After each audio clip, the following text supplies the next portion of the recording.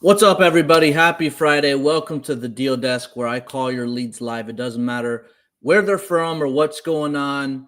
All I ask is that you click that like and subscribe button here on YouTube and just enjoy the show. Make sure you ask a lot of questions. If you have any questions, go ahead and drop them in the chat. If you're tuning in from the Zoom, drop them in the chat, and I will get to them, after the calls. But let's get right to it. By the way, if you have any leads you want me to call, you can head over to the reitoolbox.com, submit your leads for me to call, or if you're tuning in from the Real Advisors community, there's a link there that you can submit those leads for me to call as well. But let's get started. Let me see here. It looks like this one is, and remember, if I call your lead and, I try calling twice, if they don't pick up, I call a second time, and if they still don't pick up, you are more than welcome to resubmit that lead. All right, so somebody put here, this looks like a new construction. Okay, so I wouldn't submit any new construction leads.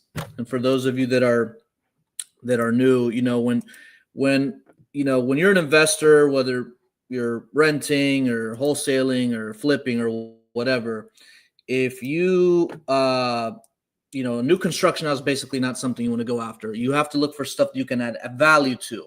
I can't flip a new construction house. I could get it on terms, right? But this is a brand new construction property.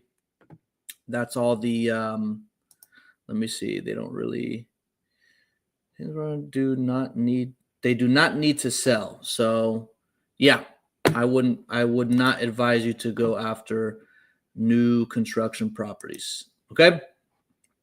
So we're going to skip that one. Let's head over to the next one. This one, it looks like it's in Illinois. There's actually a lot of leads that were submitted that are from Illinois. All right. So let's go over to this one here. Markham, Illinois. Let me go to the notes.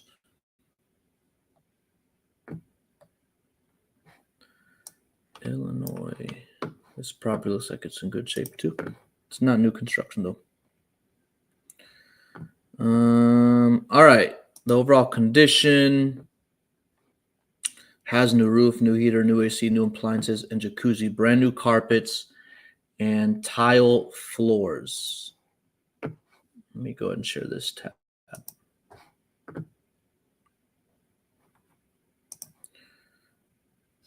All right.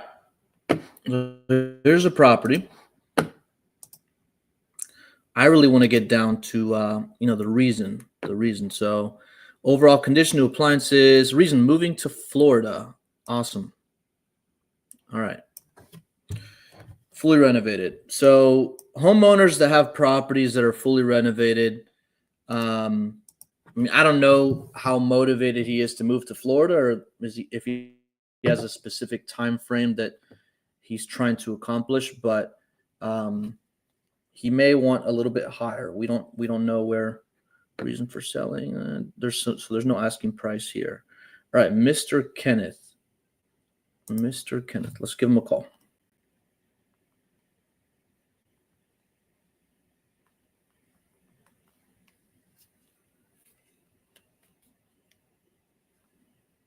Put on speaker. 708. Hold on. Looks like it's going straight to voicemail. Let me try one more time. Make sure I have the right number.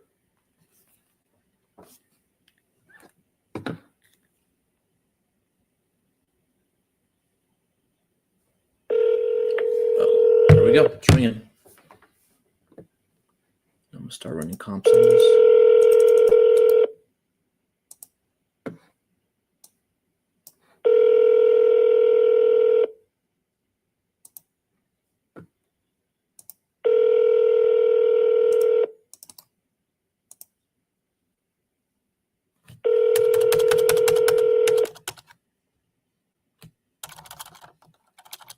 Seven, zero, eight. All right, so rang that second time. Looks like he didn't pick up the phone.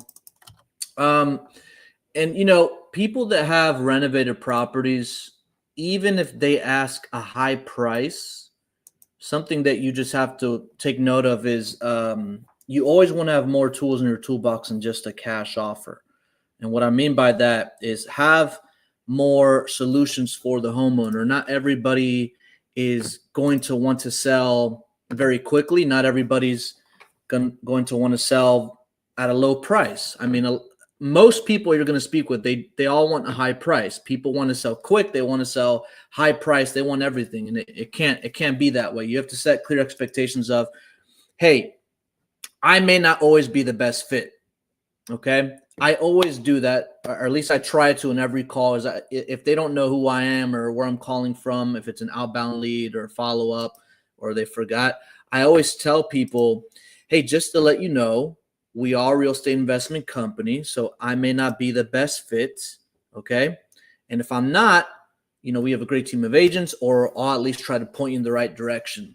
And that way, when you give the low offer, these people aren't going to think like you're everybody else, because you let them know before you gave the offer that it's going to be low, and you let them know that you may not be the best fit. A lot of people will get insulted when you give them a low offer, but they have to realize that you are an investor. You are in this to make money. You can't give everybody too much, right? So setting expectations is important. While I look for this next one, setting expectations is very important. Another thing is to start understanding and learning how to structure creative finance deals, because you can overpay for a property, right?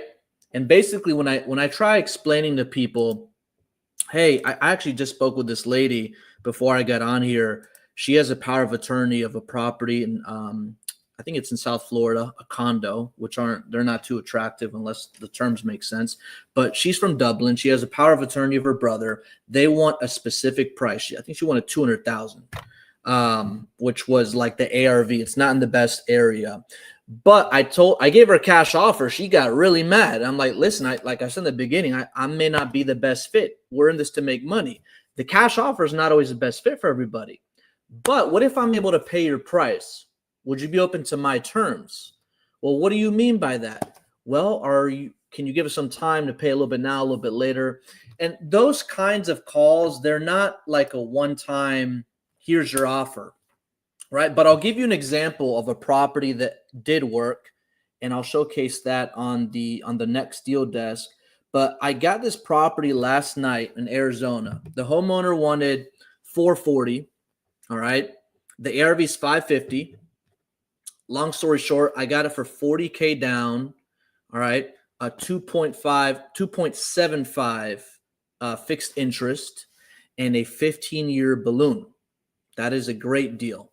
Right. So those things we have to, I tell him, hey, if I can pay your price, would you be open to terms? You know, he's a little bit more familiar with it, so it's a little bit easier, but you have to find out what it could rent at, if it needs work. There's a lot of things that go into that, but creative financing is something I advise you guys to look into as well. I know a few people for that. And then, listing or novations is another one. So like cash offer, terms, or listing is essentially what we like. What we like to pitch here. All right. Next one.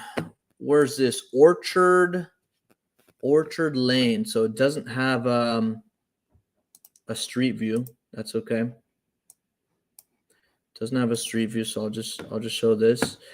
What's the story behind this one? It's in fair condition, needs minor repairs. 2-bedroom, 3-bath. Is that what? 3-bedroom, 2-bath, square footage. Reason for selling, moving. A lot of people are moving.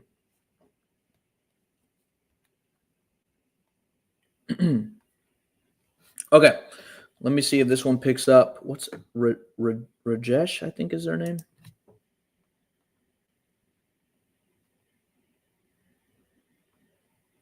Okay, let's see if we can get this person on the line.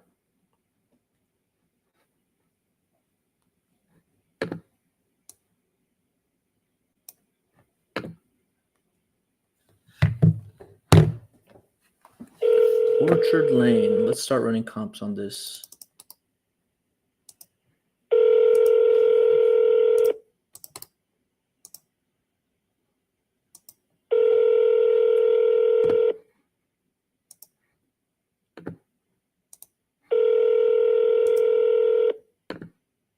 Your call has been forwarded to an automatic. I'll call one more time.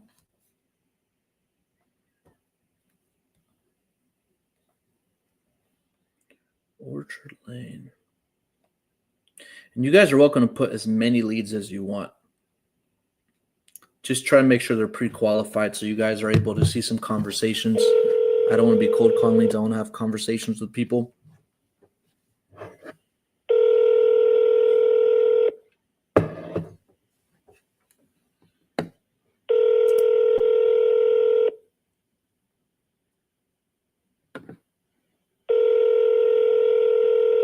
I don't think they're going to pick up. So let me mark this one. No answer. All right, next one.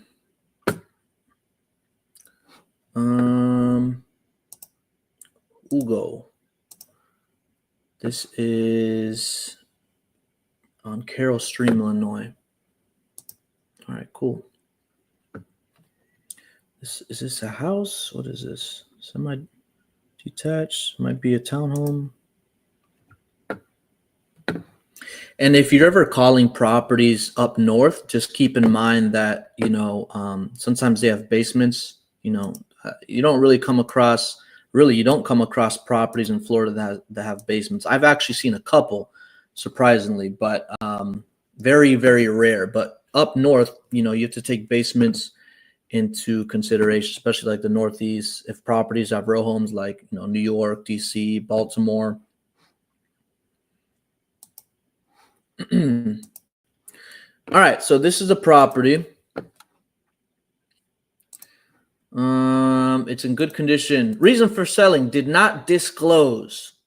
Now, I'll tell you right now, if somebody doesn't tell you why they want to sell, 9 times out of 10, they are not motivated, or you caught them at, or they're in a bad mood.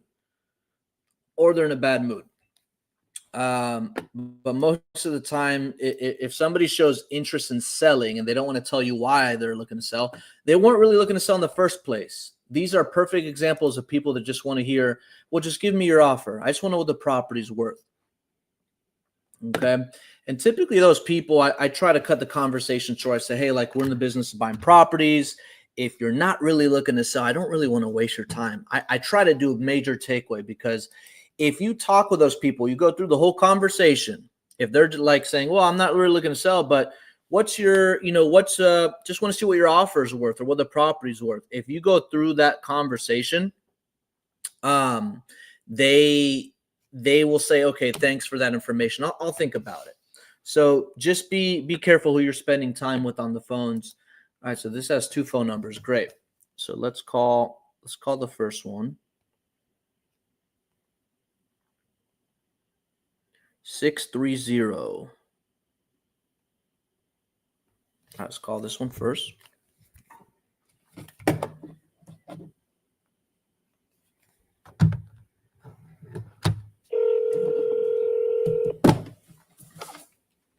Your call has been forwarded to an automatic. Straight to voicemail. I'll call that one again, and then I'll call the second number.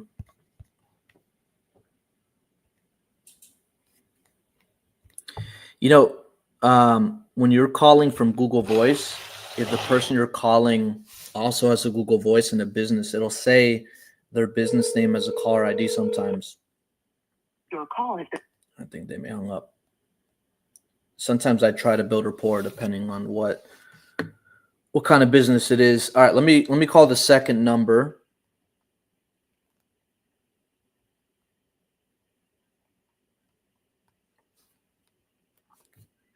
there's still plenty of time this year to get some deals squeezed in, guys, right before we get into the holidays.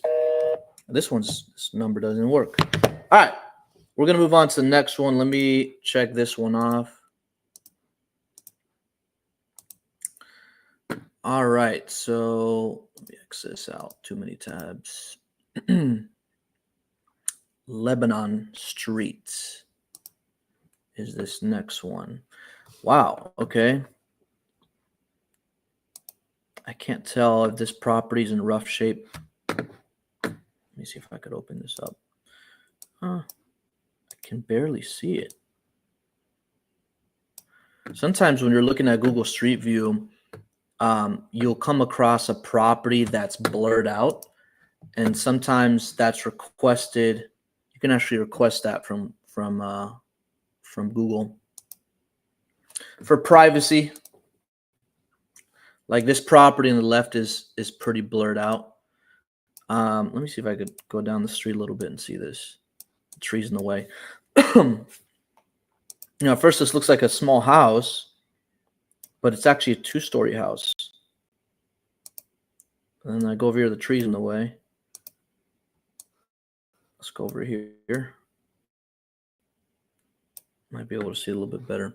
And everything's blurred. All right. Well, there we go. Oh wow. Okay, I think this is the property, right? It's like all the landscaping. That tree really grew. Look at that. Yeah, that's the property right there. Perfect. Oh, also, not just basements, but parking as well. Parking is in backyard size, all that stuff. Now, these are all single family homes, but that kind of stuff is more valuable up north. Okay, so this one, fair condition, reason for selling, downsizing. Okay, that's good. That's a good reason to sell, downsizing. Especially if you live in a big house, it's a lot of upkeep. So let me call Mr. Peterson. And then if you guys are on the Zoom call and you have any leads you want me to call, make sure you send me a private message and I will get to those. That's the perks that you guys have. So I'll get to yours right after this if you have any. Okay, this phone number, is it missing a number? 630. Oh, okay. 3. Okay.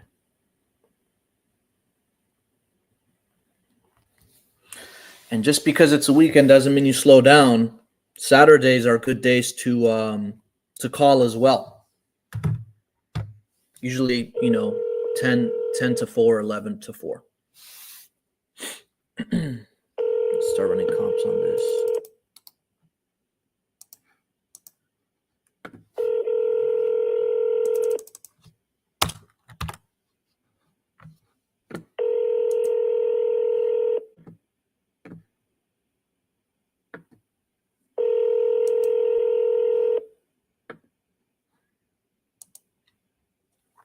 Your call has been Let's call one more forwarded. time. There's a lot of comps on this.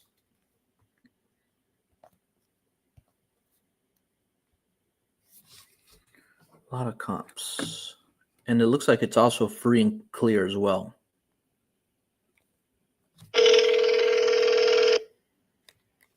Oh, that sounds weird.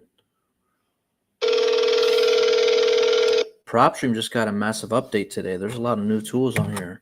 A lot of AI stuff they added. Yeah, it looks different. That's really interesting.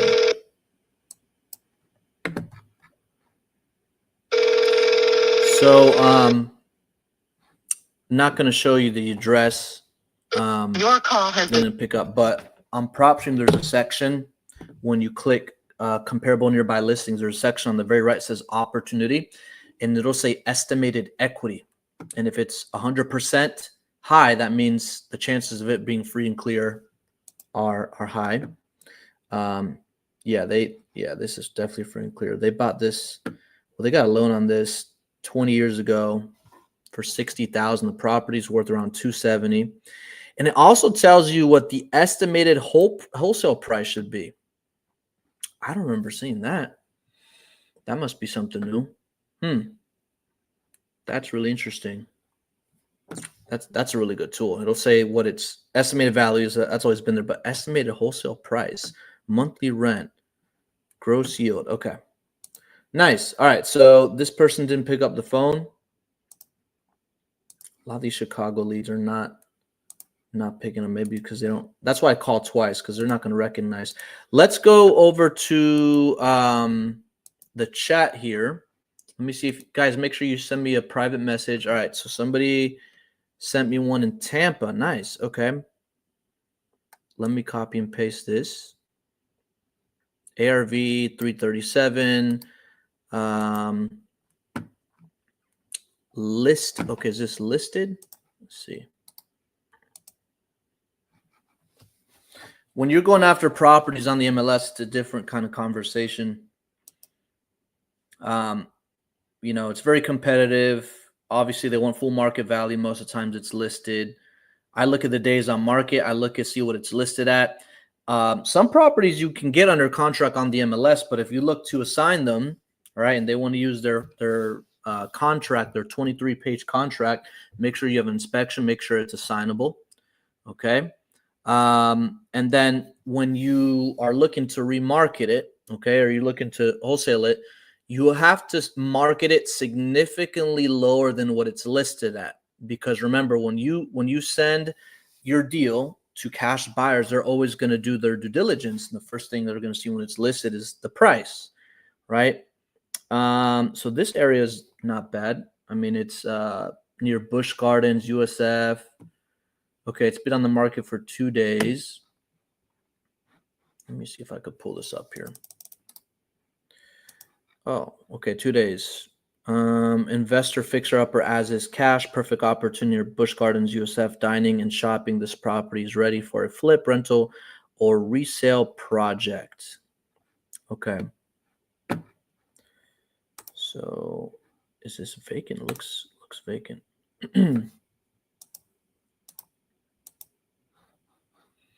All right, let me give him a call. Who submitted this? Karen. Okay, perfect. Let's give this person a call.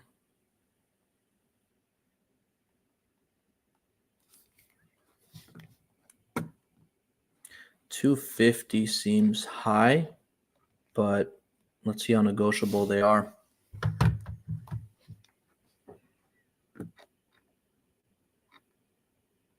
Looks like a hoarder house. There's stuff all over the place.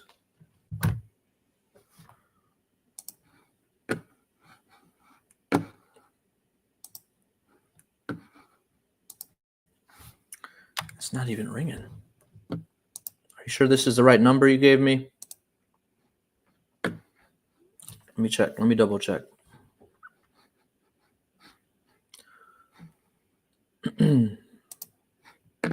All right.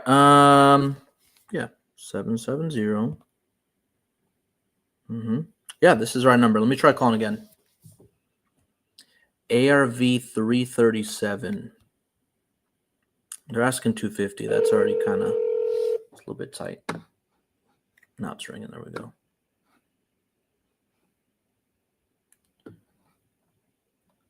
Hello?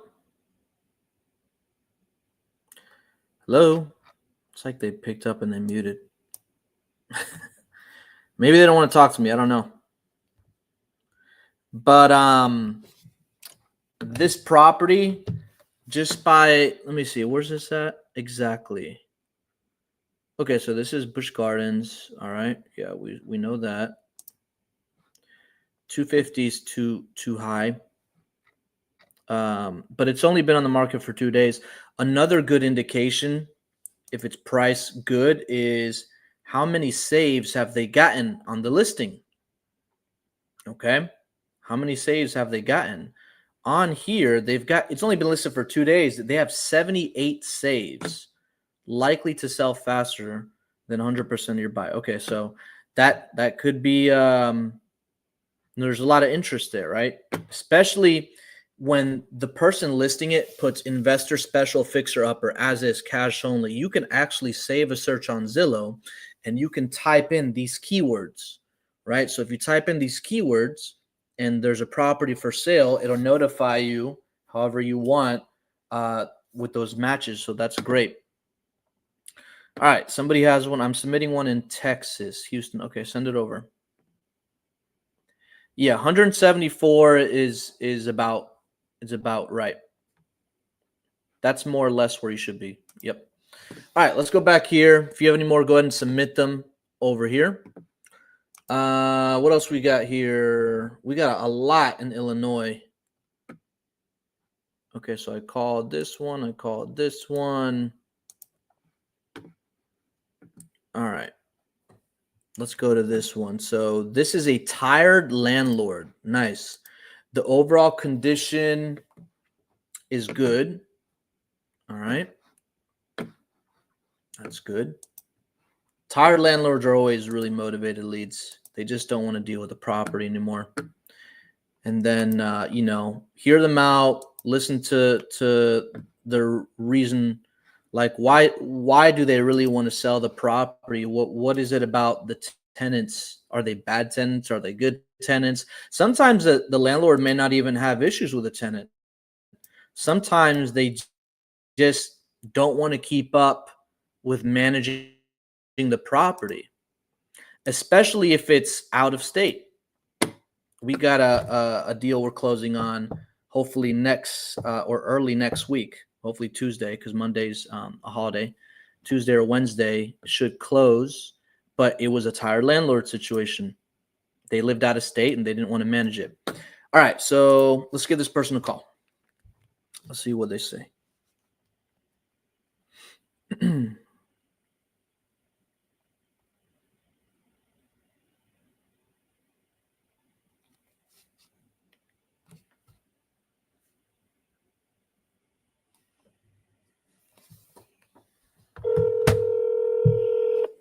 Tired landlord. Let's start running comps on this.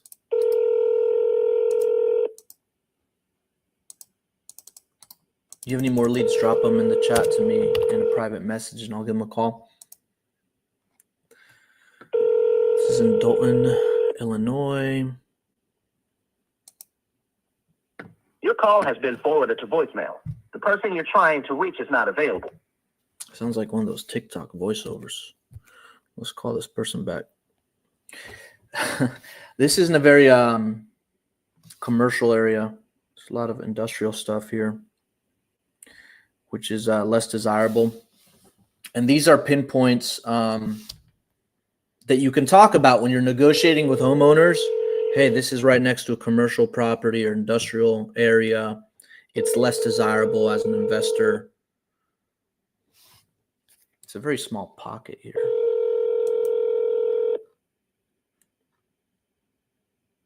Yeah, it looks like you have a railroad track here too. Yeah, that's a big. Is this a railroad track? Let me see. Your call has been forwarded. Answer. So, if a property is in an industrial area or it's near train tracks or power lines or anything like that, or even on a main road, these are all good negotiation points, because when you guys are coming up with an offer, right? I always tell homeowners, the way we come up with our offers is we look usually within the last 3 to 6 months. We look at bedroom, bathroom, square footage, year built, and condition, and location, of course. Real estate's location, location, location. So when I'm looking at these leads, when I'm talking to people, in my mind, I'm like, how does this not make sense? How can I kill this deal? Actually, if I have a really hard time killing the deal, it's probably a great deal. But I look for all the bad things because it's going to help me explain to the homeowner why my price is where it's at, and it'll help justify that price. This is after setting all those expectations. So it looks like there's railroad tracks. I don't know about you, but the closer you live to railroad tracks, the less desirable it is for an investor, right? So a lot of noise, a lot of activity. It's also on a main road, and there's not many recent comps here. There's actually a lot of comps on the right side, but the little pocket that it's in, wow, yeah. Estimated value 178. The neighbor's house sold for $101,000. Okay, so there's not much activity there.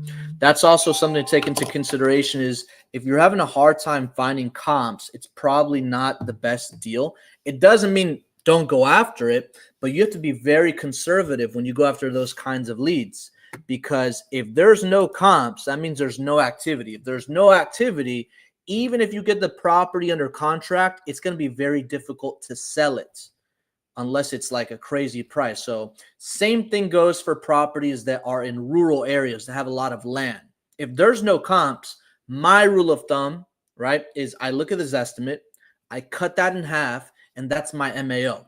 And then I usually like connecting with the local investor-friendly agent to help move the deal. Okay. Yeah, if you have one in Texas, send it over.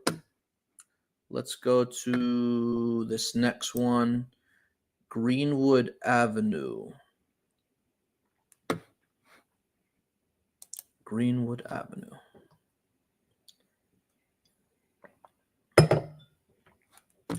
So it looks like this is a commercial. Oh, no, it's not a commercialized area. Looks like a good area. All right. Let's go to this one here.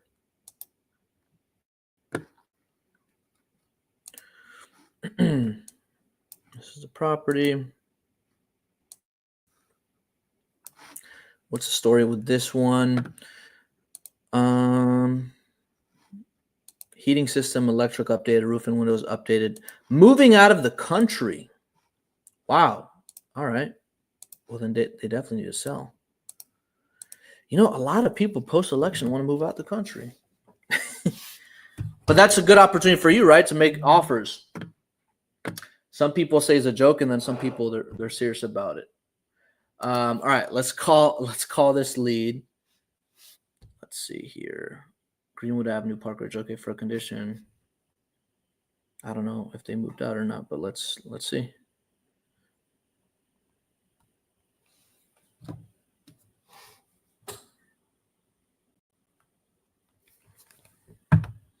Mr. Tomasetti. Let's start running comps.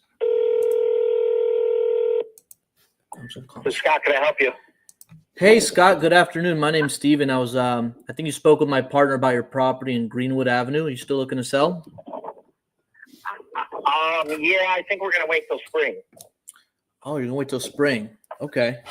What is who's your partner? 'Cause I talk to a lot of people about David. this house. They call me every day. Yeah, David spoke with you a while back. I don't know if that rings a bell or not. I don't know. Did I catch you at a good time? I just had a few questions about it. What's that? Did I catch you at a good time? I just had a few questions about it. Actually, I'm in a Bobcat right now.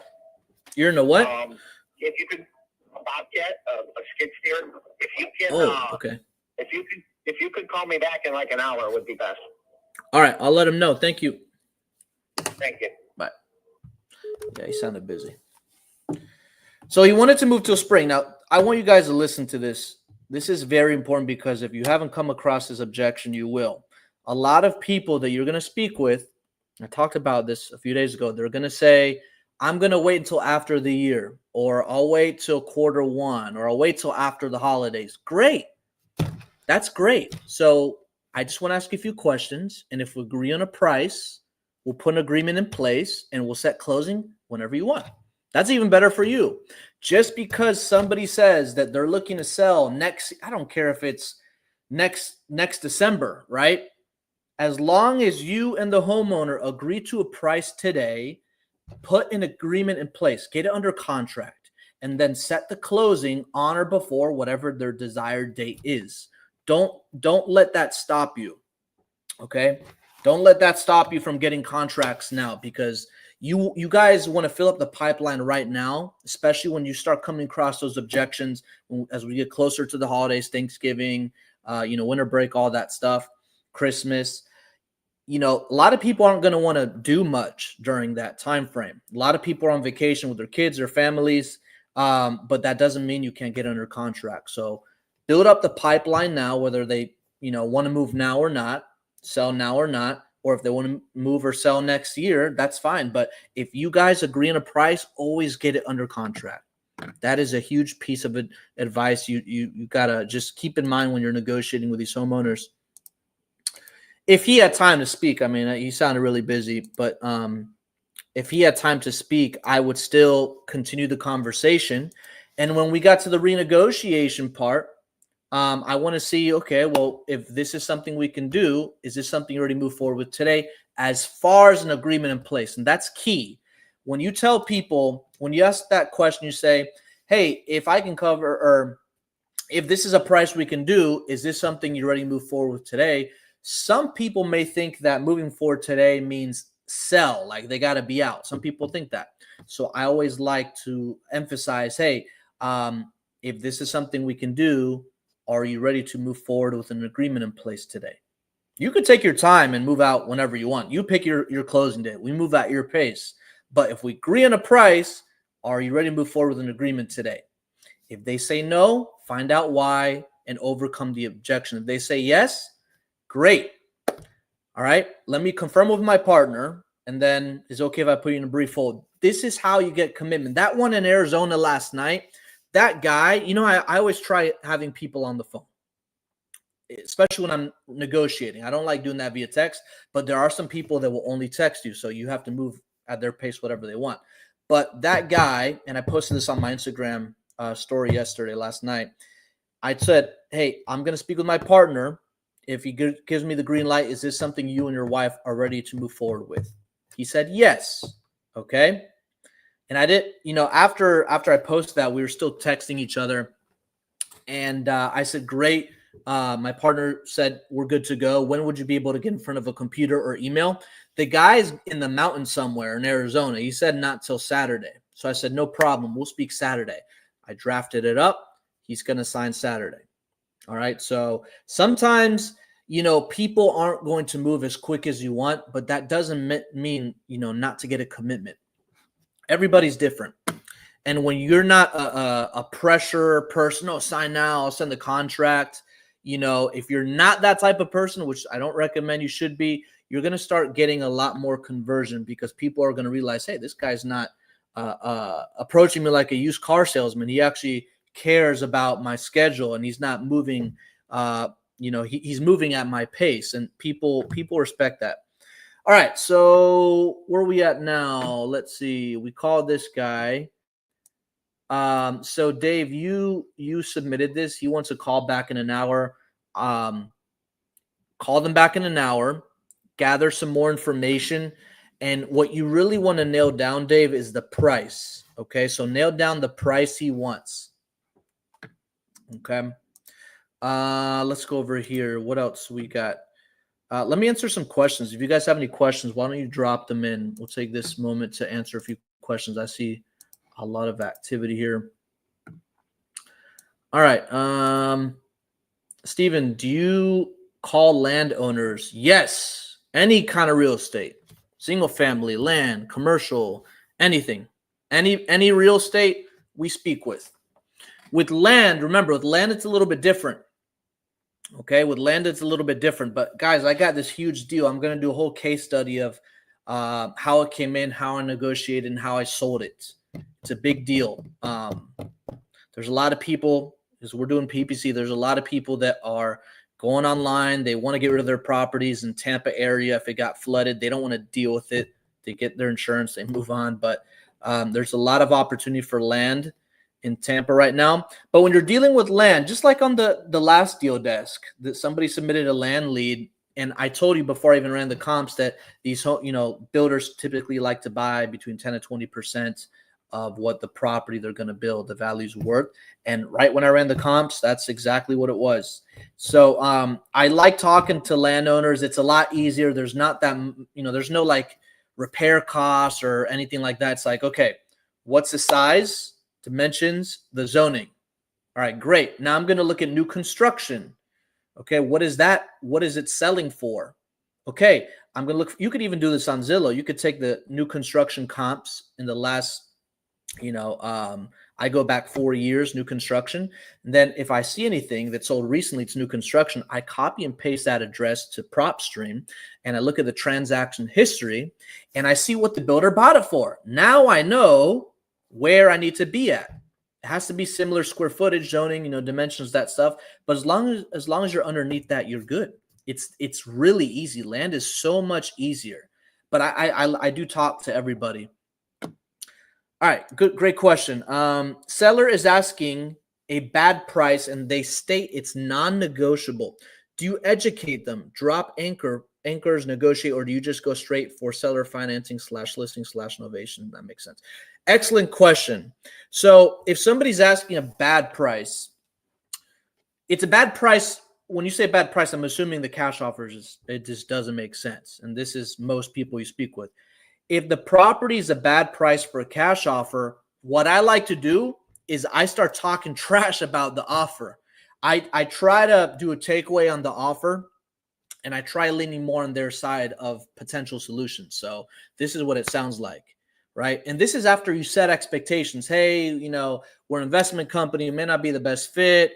If I'm not a good fit, the whole 9 yards in the beginning of the script, right? But if it's a bad price and it's non-negotiable, right? That means that they're not motivated to sell. They might be serious about selling, but they're not motivated. Keep in mind, being motivated to sell is a lot more different than just wanting to sell, right? If somebody just wants to sell, they may not be in a rush. They may not be negotiable. They may not want to sell at a lower price. So what I like to do when I'm at that point of the conversation, I say, you know what? A cash offer, like I said in the beginning, we're an investment company. There's always pros and cons.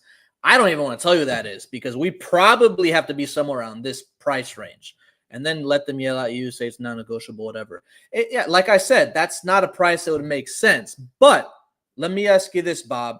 If I can pay your price, would you be open to my terms? Well, what do you mean? Well, if you're open to it, I could pay a little bit now, a little bit later. I can make a down payment. I can make equal monthly payments.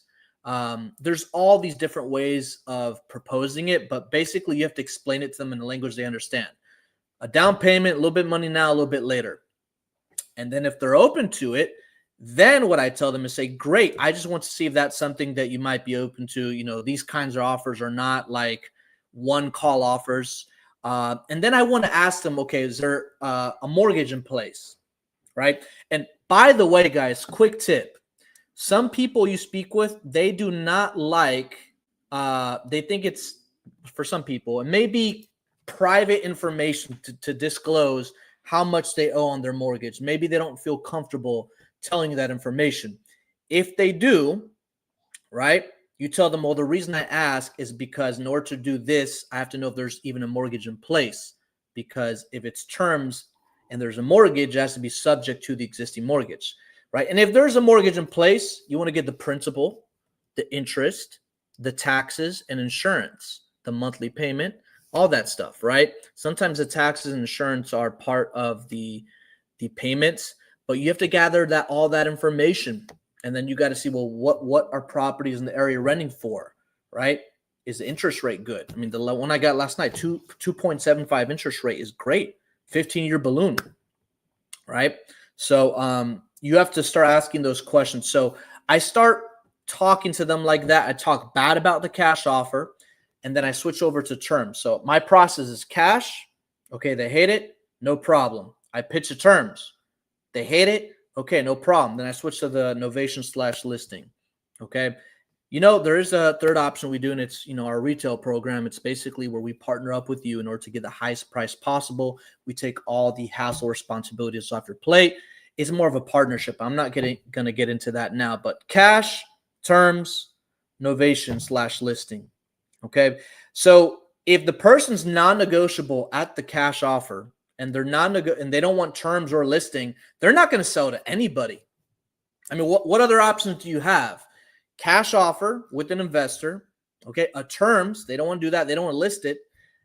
Those kind of people, you follow up every 30 days because they're getting all these other calls, and they're going to realize, man, maybe that guy was right. I'm not getting any offers at what I want, okay? So you put that in the follow-up/nurture bucket and just keep working them. Keep working them. You'd be surprised. We've closed some deals from people that we originally spoke with 2+ years ago. That stuff happens. The motivation becomes the motivation, or the motivation is much more as time goes on. Okay, so just because they're not motivated now doesn't mean that they're not going to be motivated later. All right. Great question. All right, so you have a second question here. I know you don't send agreements over until the owner has access to review it over the phone. What happens if there's more than one owner and one isn't available to review? How do you handle that?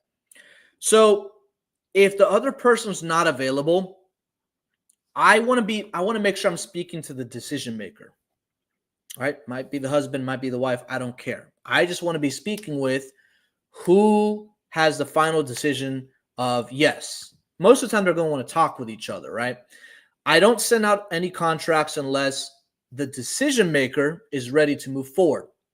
Because if they're the decision maker, I could send it over to them while I'm on the phone, and they're going to get the other person to sign. Happens with spouses all the time, right? They just say, honey, can you sign this? This is the price, whatever. And it's done, right? So, but if it's not the decision maker, I try to, I don't want to get too in the weeds of the conversation, because it doesn't matter what I say. If I'm not talking to the decision maker, it's just going to leave off at, well, let me talk to my spouse and we'll think about it, right? Then you just wasted your time. If that's the case, if you don't have the decision maker in front of you, try to get them both on a 3-way call. Sometimes, they're different schedules, different working hours. I try to get them on a call either in the morning or in the evening, whatever works best. Or if they're close, I might send somebody an in-person appointment. So that's a great question. Tuning in from, what's up, Robin? I saw the video, Burton. Burton is with PropStream. He's awesome. He's a product expert there. I should probably, what I'm gonna do? I'm gonna reach out to Burton today, and I want to get an idea of like all these new features. I logged in today. I see all these new things going on, but what exactly all does it do? I haven't even had time to really research it, but I'll probably do like a webinar in the group or something about it. How do we send you a lead through your messenger? Facebook Messenger is probably the worst way to get a hold of me, because all of it falls in message requests. I don't really spend a lot of time on Facebook. Instagram, is good. If you guys are in the Real Advisors community, I do my best to respond to those messages. But shoot, you have a better chance of getting a response on Instagram than Facebook, honestly. And are you still successful this year? And is it possible to get a deal or two before the year is over? So yes and yes. Everybody's definition of success is different, right? Is success to you 1 deal a month? Is it 20 deals a month? Okay. For me, it's average deal size. If I can clear 50 to 100K a month, that's what my definition of success in a business is. And you don't need a bunch of deals to get that. You just have to be really good negotiating. You have to have really good, lean leads. And it's still possible. Yes, it's still possible. Guys, you have how many business days do we have left in this year? How many business days left in 2024? I'm curious.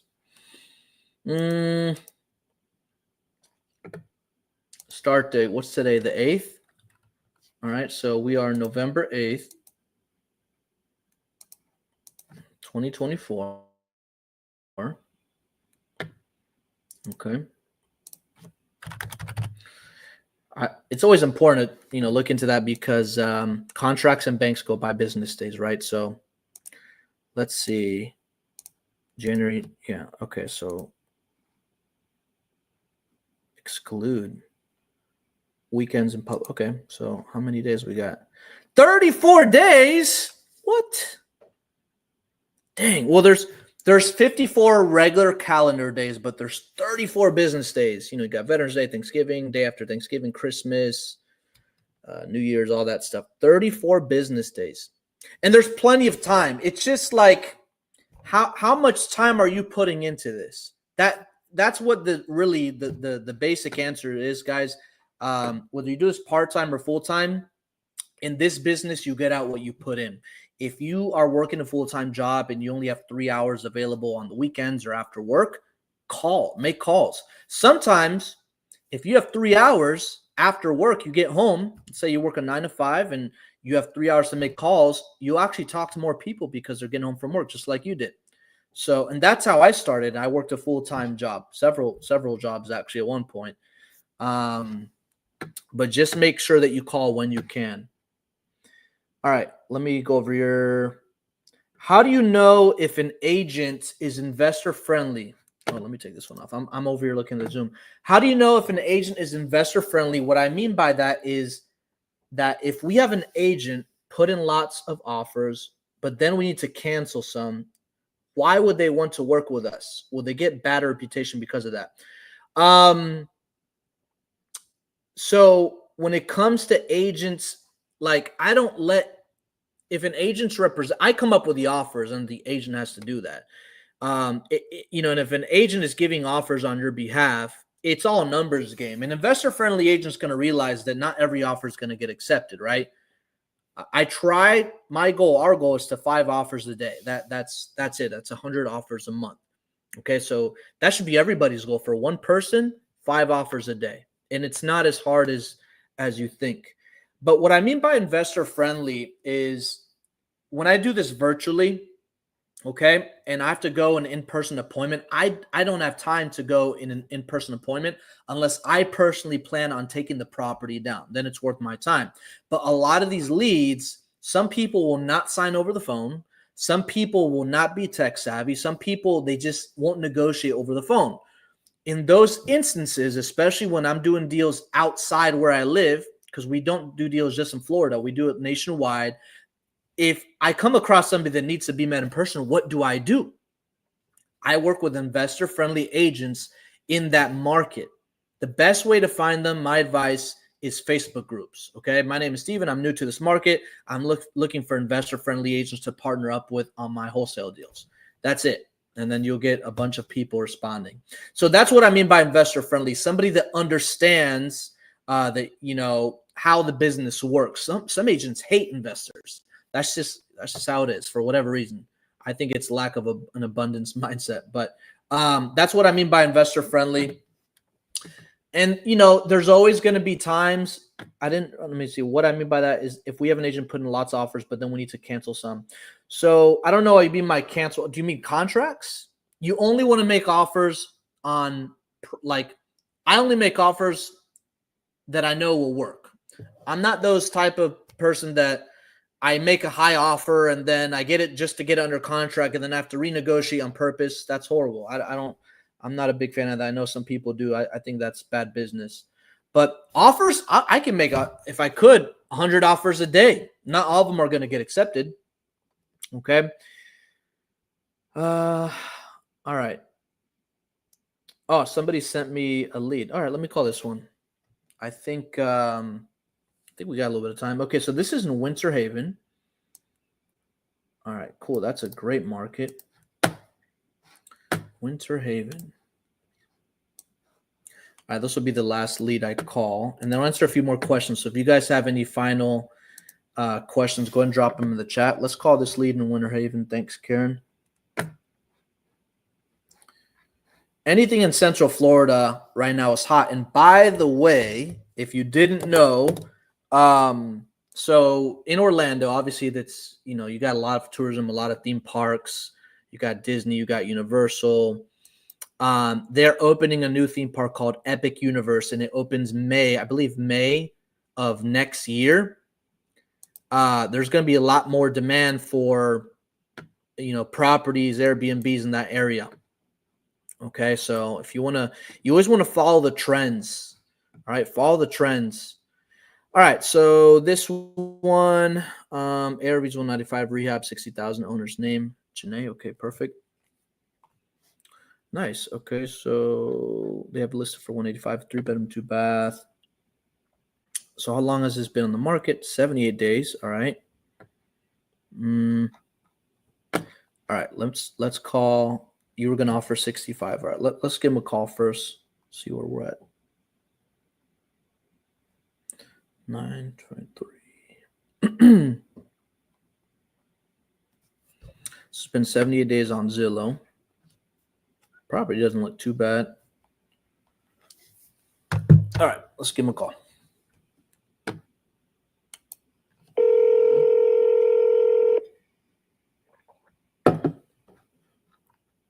Needs a new roof. It's actually in really good shape. It's just really dirty. I mean, it needs some new flooring in this room, but it's just really dirty. It's funny because some homeowners I speak with, they are embarrassed to show the property or like, you know, they think value is tied to how clean it is. Please leave your message for The house could be really, really dirty, but in good shape. All right, let me call one more time. I don't see. Somebody said they sent a lead. I don't see it here.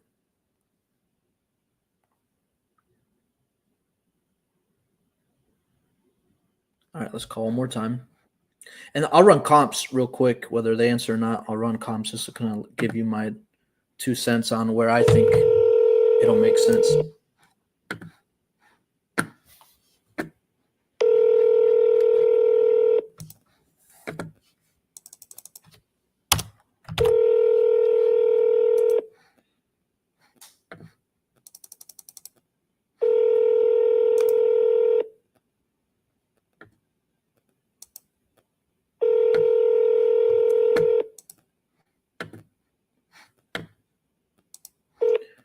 Not picking up. Okay, well, please leave your message for this is the pictures of the property. It's like in a good shape. It's just dirty.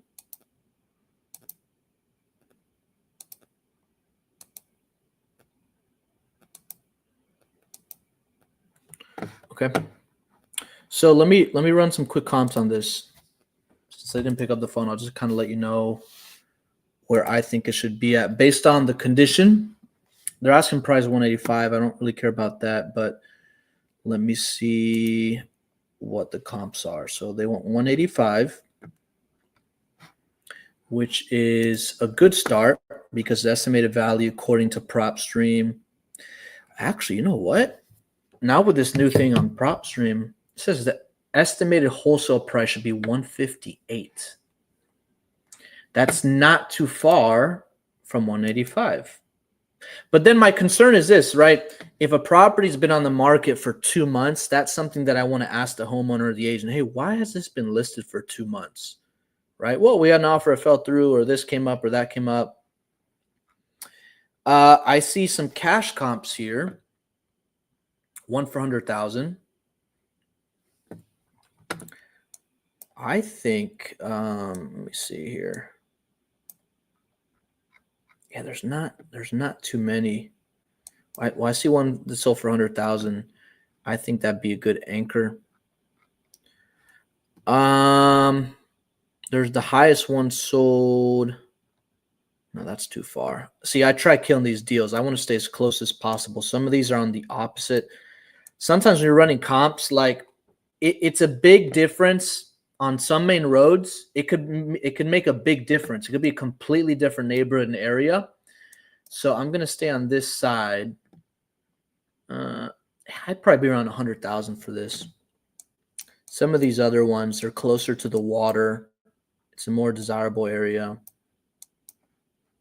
Yeah, I think I'd be around 100,000. That's probably what's been on the market for over 2 months. So, yeah, 100,000. I did the revised train, but got scared and didn't work it. But I have no other choice but succeed with this. All right. Some of you may be able to relate to this, and I appreciate you being open. I did the revised train, but got scared and didn't work it. But I have no other choice but to succeed with this and complete 1 or 2 before you. Guys, I'm telling you, it's very possible. And if you are part of the community, if you're watching on the Zoom, you guys have so many tools and resources to your fingertips. There's people out there starting off that don't have the tools you have right now. But then again, you just have to overcome that fear by putting in the work, right? It all starts off with talking to people. Don't try to perfect the comps, the CRM, just make offers. Make 5 offers a day. I want you to go on Zillow for sale by owner today. Talk to as many people as you can. Try to give 5 offers a day. It's all a numbers game, I'm telling you. And if you guys need help or you get it under contract, talk with us at Real Advisors and we'll help you move it. There's already some deals we're doing with students right now. Okay.